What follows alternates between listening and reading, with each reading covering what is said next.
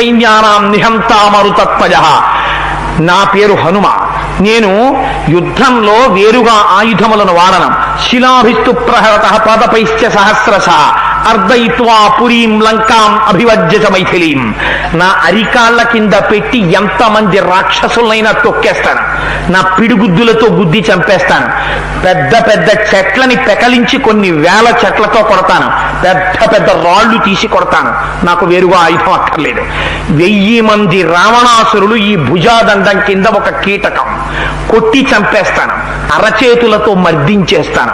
నన్ను అడ్డగలిగిన వాడు ఈ లంకా పట్టణంలో లేడు.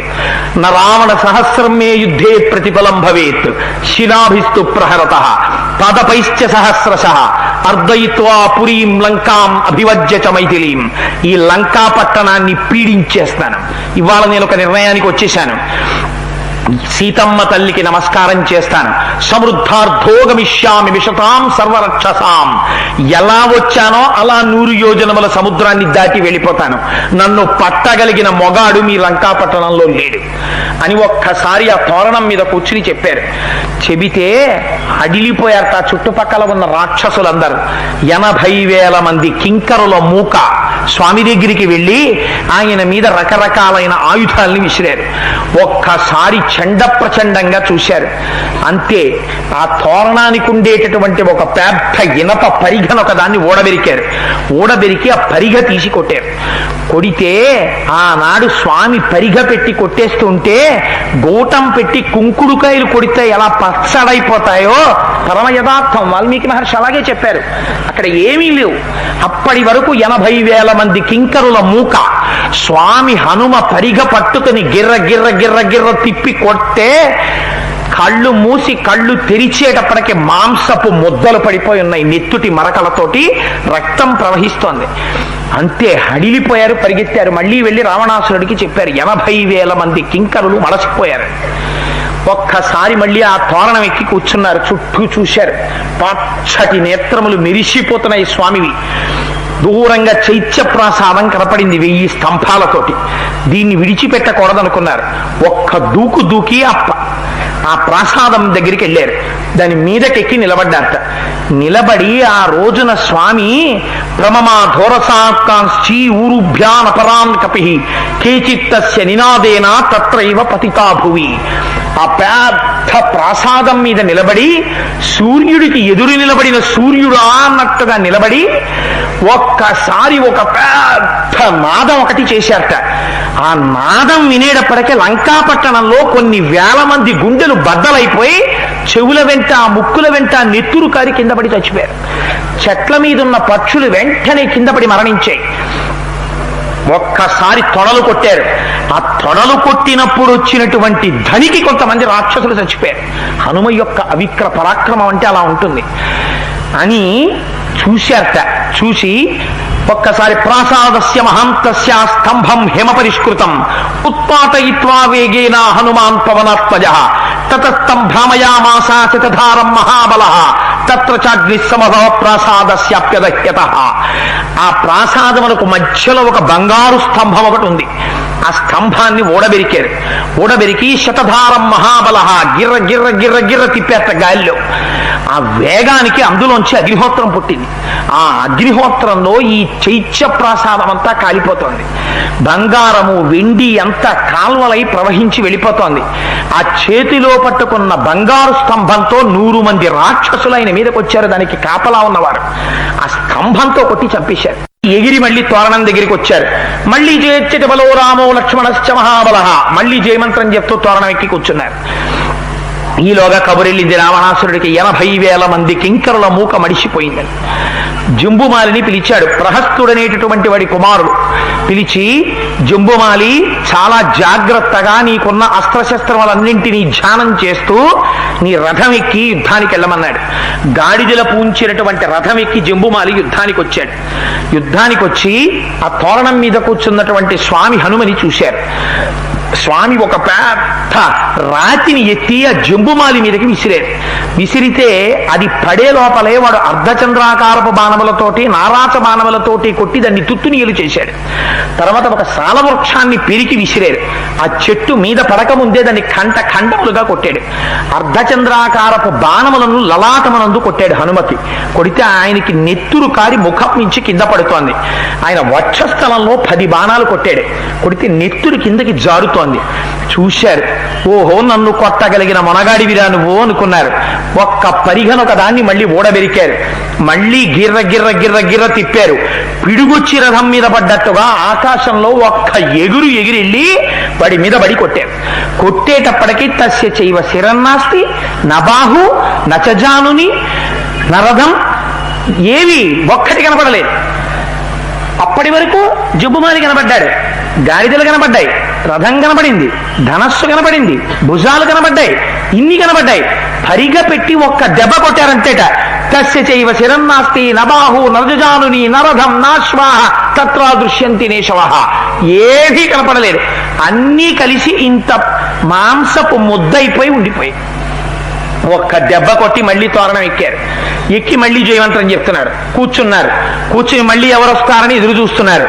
ఆ మిగిలినటువంటి రాక్షసులందరినీ పట్టుకుని కాళ్ళ కింద పెట్టి తొక్కేశారు, మోకాళ్లతో కుమ్మేశారు, 2 చేతులతో గుద్దేశారు, అరిచేతులతో మద్దించేశారు, అరిచేతులతో కొట్టి చంపేశారు. చంపేస్తే నెత్తురు కాల్వలై వెళ్ళిపోతోంది.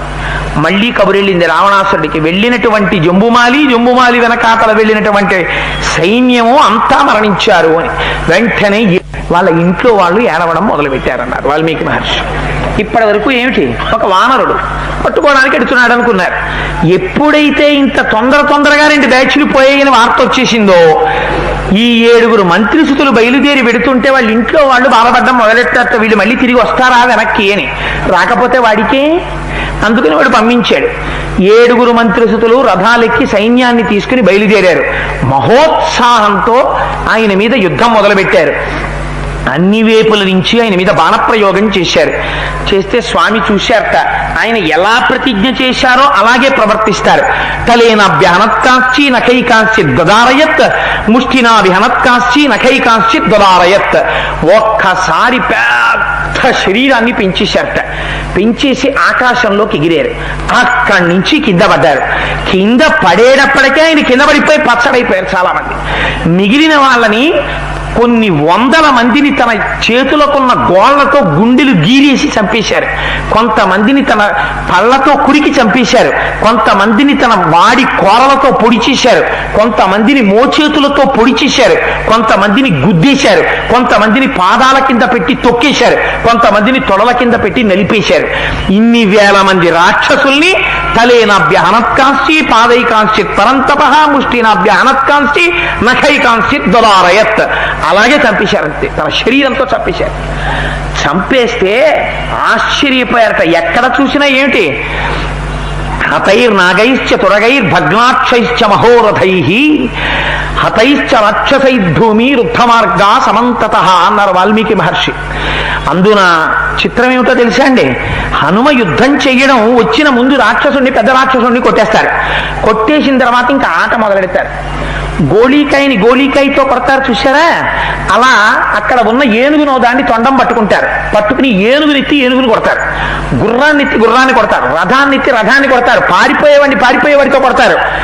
అలా తెగిపోయినటువంటి తలలు, చచ్చిపోయిన ఏనుగులు, తిరగబడిపోయిన ఏనుగులు, ఊడిపోయిన తొండాలు, తెగిపోయిన తలకాయలు, పచ్చడైపోయిన శరీరాలు, విరిగిపోయిన రథాలు, ఇదంతా ఎంతసేపట్లో, గట్టిగా ఒక 20 నిమిషాల్లో కొన్ని కోట్ల మంది నిహతులైపోయారు, పడిపోయారు. అక్కడ రక్తం కాలవల కింద ప్రవహించి వెళ్ళిపోతోంది.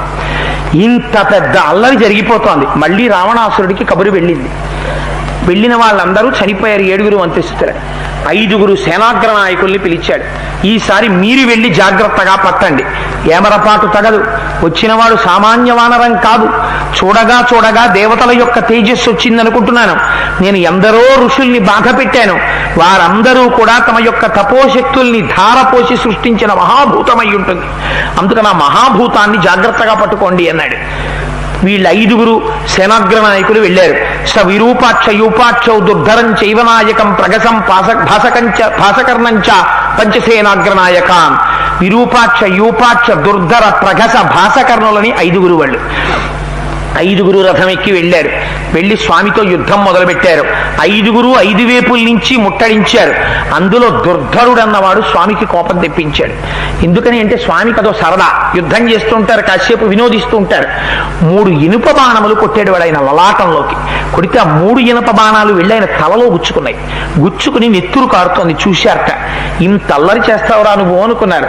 ఒక్కసారి ఆకాశంలోకి ఎగిరిపోయారు. ఎగిరిపోయి అక్కడ శరీరాన్ని పెంచారు. ఆ ఆకాశంలోకి ఎగిరిపోయాడని ఇలా చూస్తున్నారు వాళ్ళు. అంతే, శరీరం పెంచి ఢబేరని కింద పడిపోయారు. ఆ పడిపోవడం ఎవడు బాణాలు కొట్టాడో వాడు రథం మీదకి వచ్చి పడిపోయారు.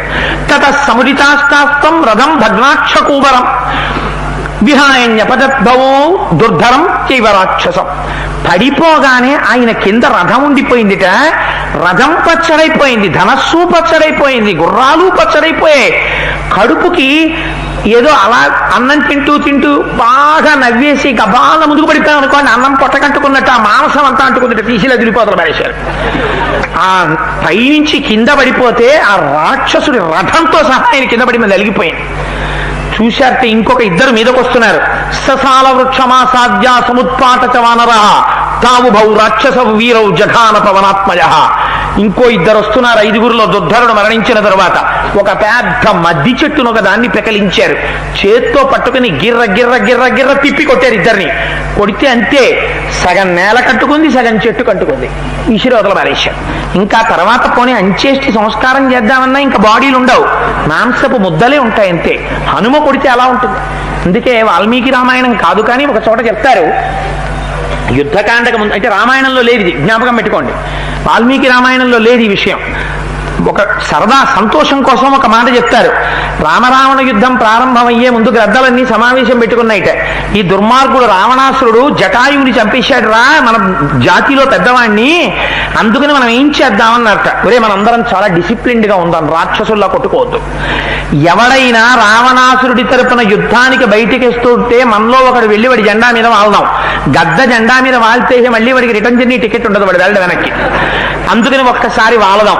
ఆ తర్వాత మనకు ఒక కట్టుబాటు ఉండాలి. మనం కుక్కలు కొట్టుకున్నట్టుగా మనం కొట్టుకోవద్దు. మనందరం ప్రశాంతంగా కొండ మీద కూర్చుని యుద్ధం చూద్దాం. చీకటి పడిపోయిన తర్వాత యుద్ధం ఆపేస్తారు. యుద్ధం ఆపేసిన తర్వాత బాగా దంతపుష్టి ఉన్నటువంటి యువక గ్రద్దలు లక్ష్మణుడు అంగదుడు కొట్టిన వాళ్ళని తినండి. ఎందుకంటే వాళ్ళు ఇంకా ఆఖరి ఊపిరి ఉందనగా వదిలేసి మళ్ళీ ఇంకోటి మీదకి వెళ్ళిపోతూ ఉంటారు. అలాంటి వాళ్ళని తినాలంటే కొంచెం దంతపుష్టి ఉండాలి. అందుకని యువకులు తినండి.